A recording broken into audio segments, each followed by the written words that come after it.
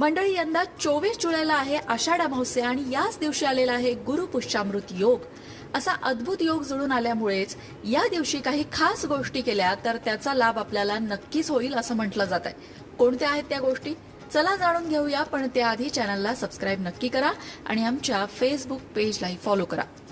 आषाढ अमावस्या, जिला दीप अमावस्या किंवा दिव्यांची अवस म्हटलं जातं, चातुर्मासातली ही पहिली अमावस्या असते. श्रावण महिना सुरू होण्याच्या आदल्या दिवशी ही अमावस्या येते, त्यामुळे श्रावणाच्या स्वागताची तयारी या अमावस्येपासून करतात असं म्हटलं जातं. या अमावस्येच्या दिवशी काय केलं जातं तर घरातले सगळे दिवे, छोटी पणती असेल, निरांजन असेल, मोठमोठ्या समया असतील, सगळे दिवे घासून पुसून स्वच्छ केले जातात आणि त्यांची पूजा केली जाते. त्याचबरोबर या अमावस्येला पितृतर्पण सुद्धा केलं जातं. या अमावस्येच्या दिवशी पूर्वजांचं स्मरण केलं जातं, त्यांच्यासाठी दक्षिण दिशेला दिवा सुद्धा लावला जातो. त्याचबरोबर पूर्वजांच्या नावाने